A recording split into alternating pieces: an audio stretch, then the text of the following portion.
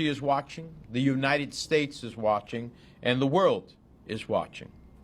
I fear that the blatant harassment of Mr. SOWORE and activists and journalists whose only crime appears to be exercising his right to free expression is becoming symptomatic of increasingly closing political and civic space in Nigeria.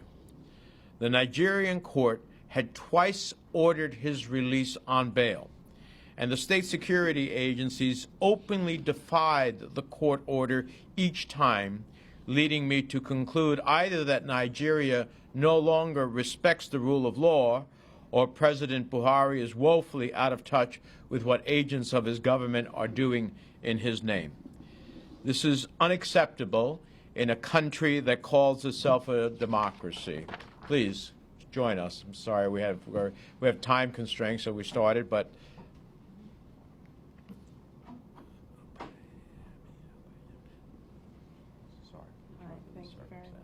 this is Mrs. Opayemi SOWORE. The court had twice ordered his release on bail, and the state security openly defied the court order each time, leading me to conclude that Nigeria is no longer respecting the rule of law, or President Buhari is woefully out of touch with what agents of his government are doing in his name. This is unacceptable in a country that calls itself a democracy. Freedom of the press is a fundamental pillar of democracy and an indispensable check on government overreach. Journalists who risk their lives to expose the truth should be celebrated, not incarcerated.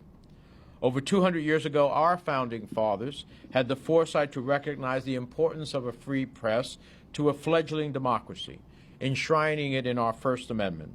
Today, that importance cannot be overstated. It is unacceptable to treat the husband and father of a U.S. citizen with such blatant cruelty. So we stand here with a family who is devastated by the uncertainty that these actions have caused. Today, my office contacted our ambassador in Nigeria in an effort to obtain answers about what actions the United States is taking on the SOWORE family's behalf. In the next several days, I'll continue to engage with the State Department in Washington to ascertain the impact that the rearrest of Mr. SOWORE and the detention of other activists and journalists will have on our relationship with Nigeria. My hope is that the bilateral relationship we have with Nigeria will be reassessed in light of these events. Mr. SOWORE needs to be free, and he needs to be free now. The rule of law must be observed, and that means he should be liberated. With that, I invite Mrs. SOWORE to say a few remarks. Thank you. After over 125 days of my husband being in detention illegally, he was finally set free yesterday. He got to speak to myself and the children. For the first time, they got to see his eyes when they spoke to him, when we FaceTimed with him. I haven't told them yet that he was rearrested. I am truly shaken to my core at what I witnessed this morning. I was woken up at 4 a.m. to see what I can only call truly outrageous and a gross disregard for the rule of law. My husband was strangled and forcefully removed from the courtroom. The judge had to run and hide for her own safety. How do I tell my children who, after 125 days, have for the very first time spoken to their dad and seen his face, that he is again in detention and he may not be coming home for Christmas? How do they understand this, and where do they go from here? How do they understand this? My 10-year-old has on his Christmas list, one of the things he wants is for his dad to be home for Christmas. Christmas is only a few days away. What do I tell him when I leave here and get home?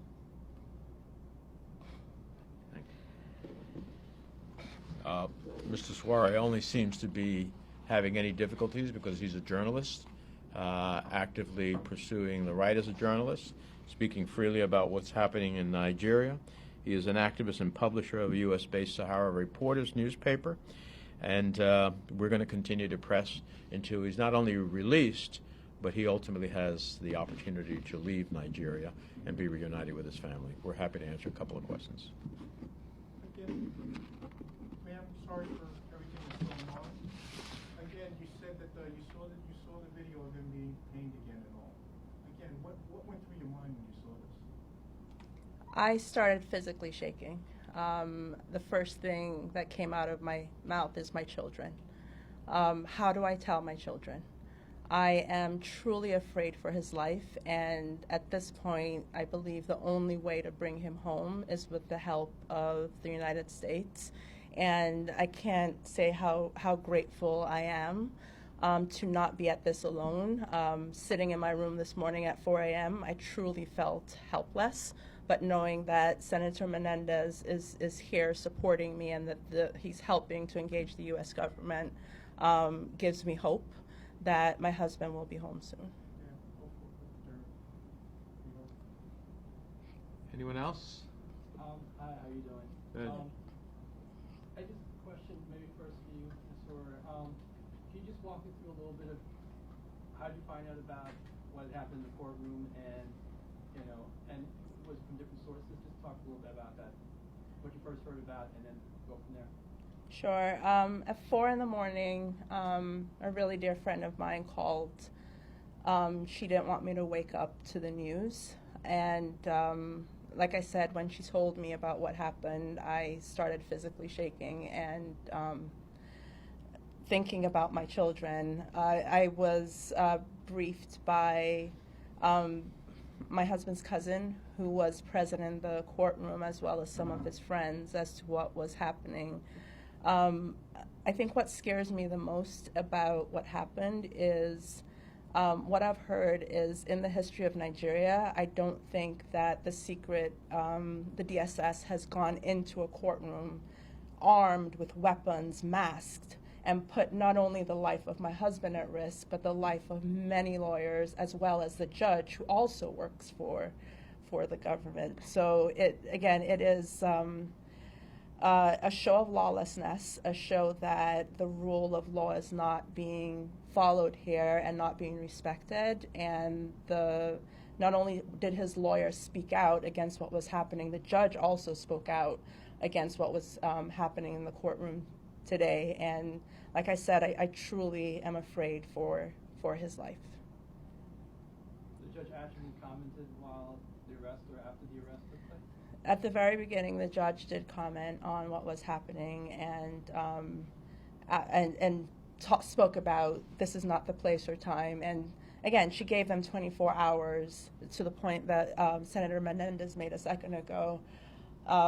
They have detained him for over 125 days on 2 separate occasions, once on September 24th and then on October 4th. Judges have ordered his release, and the Nigerian government has ignored those and has been in clear violation of the orders for him to be released. So after giving them 24 hours, they let him out for 12 hours and then rearrest him when the court was adjourned to February. That's scary. That's really scary that they would do that with guns and masks and choke him and physically hurt him right there with cameras going and people watching in front of a judge. It just, again, shakes me to my core. Anyone else? Could you talk about, did you find out what charges they slapped on him? New ones? Or they still haven't said anything? Well, my understanding is not a question of new charges, a question that the state security came in and intervened in a judicial process which had liberated him and physically, through a chokehold, dragged him off. This is in violation not only of the rule of law and of the dictates of the court, it's in violation of the basic elements of human rights that we seek to observe globally, that are part of the Universal Declaration of Human Rights that Nigeria, I believe, is a signatory to. And so the government has to intercede here and get control of its security forces.